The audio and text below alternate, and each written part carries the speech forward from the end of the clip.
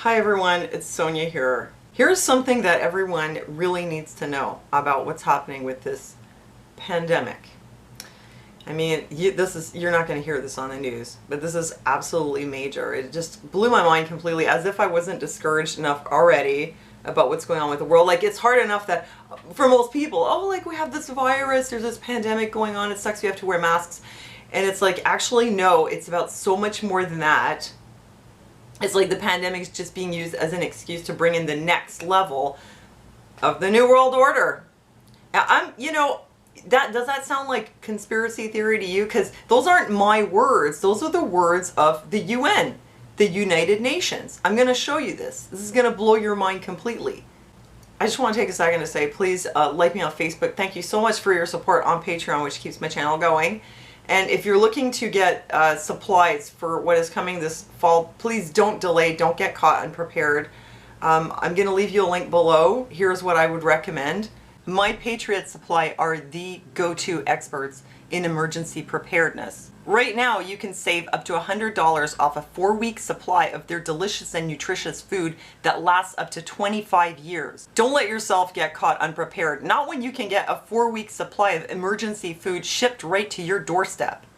Go to preparewithtruthhergirls.com right now. That's preparewithtruthhergirls.com.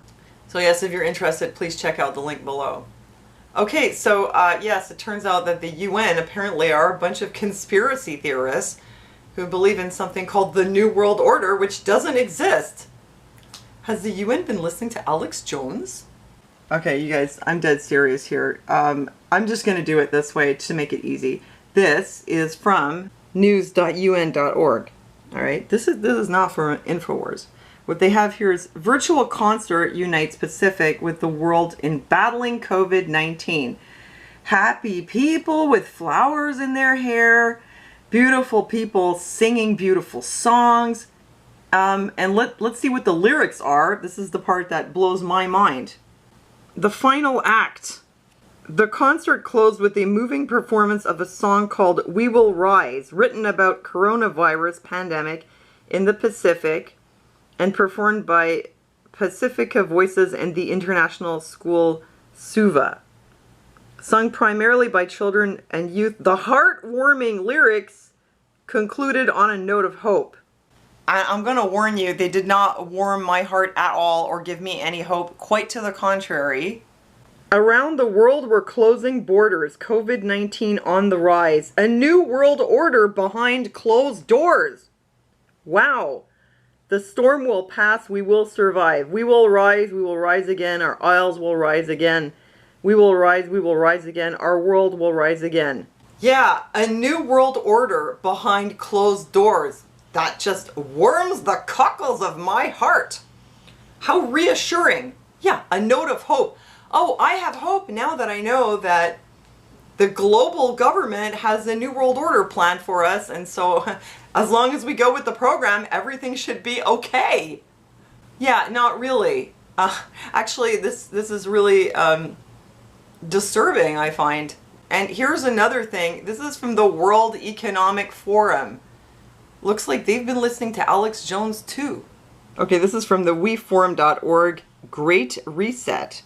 Yeah, the World Economic Forum is calling this the Great Reset, as in this pandemic is an opportunity for the world to have a reset.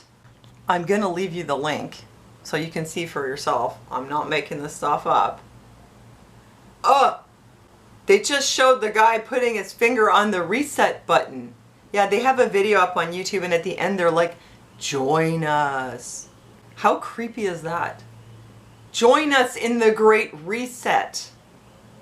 Man, this is really 1984 stuff. I hate to use the word dystopian again. Oh, it's just a coincidence.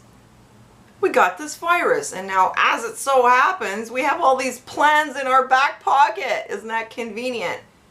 We just happen to have plans for every single aspect of human life on this planet, which no one would have accepted before, but now because of the virus, we can just put all those plans into motion. Just so happens. This video was put out in something like March. I mean, no, May. Because they show the George Floyd protests. Or was it very beginning of June? But yeah, it was like, you know, they had this ready to roll. This is something they've been planning for a very long time. What a weird feeling, though, for me here. You know, I mean, 10 years ago, I was talking about this kind of stuff. And here it is. You know, the scariest thing, I'll be honest, the scariest thing is that, to me, it really looks like literally apocalyptical. This looks to me like fulfillment of scripture, which I guess as a Christian, I should not be so scared, but I mean, I am. I don't like it. I would like to just continue living my life and doing things and being free. And you see, no, but the thing is, like, the global government of Revelation is the government of the Antichrist. That's literally what the scripture tells us. So, you know, seeing all this stuff here, from the view as a Christian, what we're seeing is the government of, you know, the beast of Revelation, and the government led by the Antichrist. So it's actually quite horrifying for me, you know, to be honest, because what I'm seeing here is like they will all follow after the beast, you know, and that whole system and the system of the mark. You know, here's another thing that you need to see. Donald Trump, this was in October 2017. Do you remember this? Do you remember this? He had this meeting here. What are they, in the Oval Office? And he said, maybe it's the calm before the storm. And everybody's like, well, what storm, right? And he just wouldn't say. He just said, could be the calm before the storm. And they're like, well, what is it? Is it ISIS? And he just won't answer the question. And they ask him again, what storm, Mr. President? And he says, you'll find out. So this was in October of 2017. Supposedly, the very earliest that anyone knew about this virus was November. So, I mean, this clearly is the storm. I mean, is this a coincidence? And how did he know about this in October? Unless, of course, it's the pandemic. And, yeah, I just showed you on the news.un.org site where the Pacific Islanders are dancing, having their virtual concert to battle COVID-19. Remember what they said in the lyrics of the song in the final act? A new world order behind closed doors. The storm will pass. We will survive. So is that a coincidence? They specifically refer to it as the storm will pass. And, you know, Donald Trump had said the storm is coming. The calm before the storm. And now the UN is referring to this as the storm will pass. And then what comes after the storm, you know, the Great Reset. And they show everything here. The protests and environmental stuff, the pandemic, even the fires. Another coincidence. They happen to know there were going to be fires. What, the looting fires or the fires in California and BC right now? I mean, really, to me, it really looks like the government of Revelation. You know, I think what like disturbs me the most, what I find the weirdest, is the fact that obviously Trump knew something.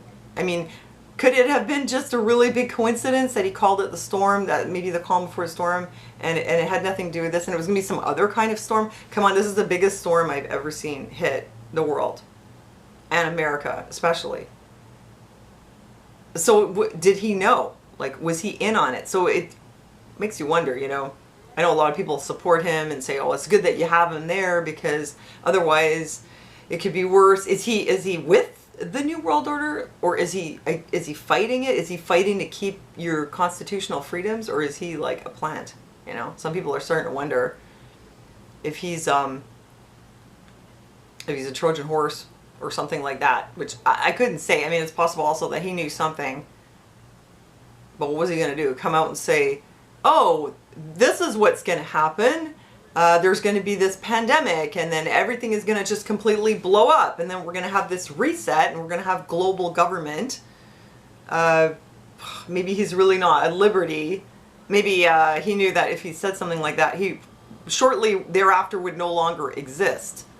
But anyway, it's disturbing. It really looks to me like he had some kind of advanced knowledge. No? Anyway, I thought you guys should have a heads up. Like, this is the real deal here. You know, they keep showing us rainbows and telling us everything's going to be okay. And I'm like, yeah, how do you define okay? You know, what's happening here? Like, what are they trying to do to us? Because it's not just like, oh, improve the environment and, oh, basic income for all. Like, this kind of stuff is happening. But they're also talking here about like a cashless society. Australia's big four banks removing thousands of ATMs and shutting down hundreds of branches as the coronavirus crisis pushes the nation closer to a cashless society. So somehow, because there's a virus going around which has like the death rate roughly of the flu, now we need to get rid of cash. And something is very strange here. And in Australia, actually, they had been talking about making the COVID, as yet unproven, untested COVID vaccination mandatory. Now, there are specialists who are saying this is premature and could like harm the efforts. But they were talking about making it mandatory and having like a little yellow ticket without which you can't go to work, you can't ride public transportation, you can't get welfare. They were talking about suspending welfare payments to people who don't take the vaccine. Like, they were trying to figure out ways that basically will coerce everybody to do it, you know.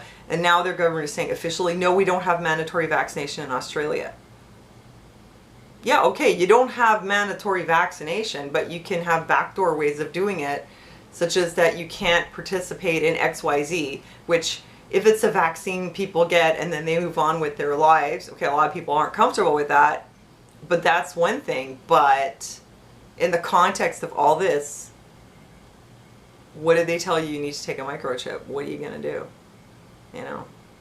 And no, you don't have to take it. You just can't go to work. You can't ride the bus. Can't go to the movies. Can't go in a restaurant.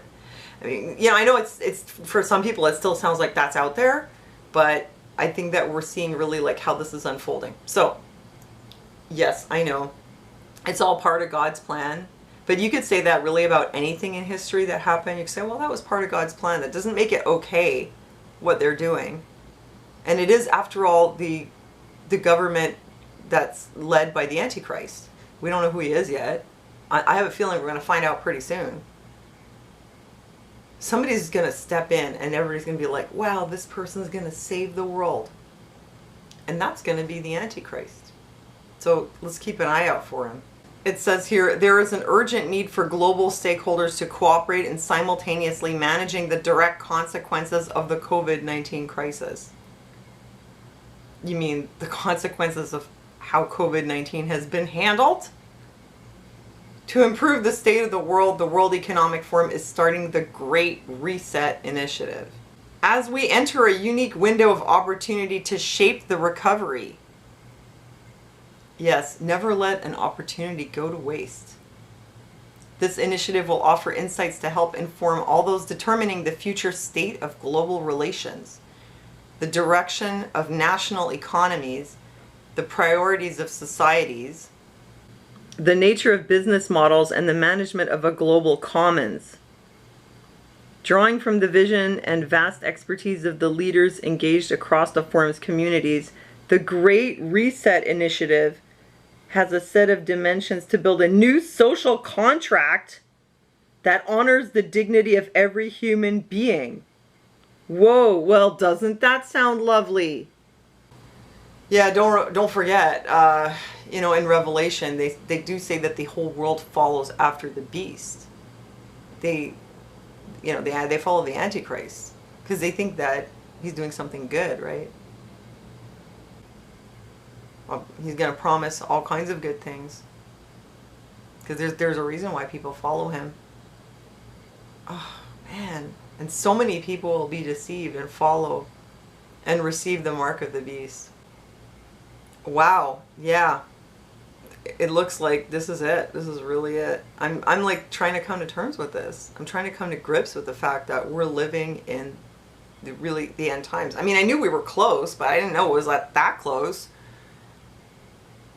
And now what? Now what? Now what's going to happen? But anyway, heads up, it looks like that's really what's happening. Oh, and I want to say thank you to Richie from Boston and A Minute Till Midnight for covering this and bringing it to my attention. Yeah, I felt like I need to bring it to your attention too, because we all need to know this. Like, if there's some people are still kind of doubting about the end times, I mean, if this is proof, I don't know what is. So anyway, that's it. Thanks for joining me. Thanks for joining me in the chat, if I have a chat going. Thanks for checking out the links. God bless you guys. Stay safe.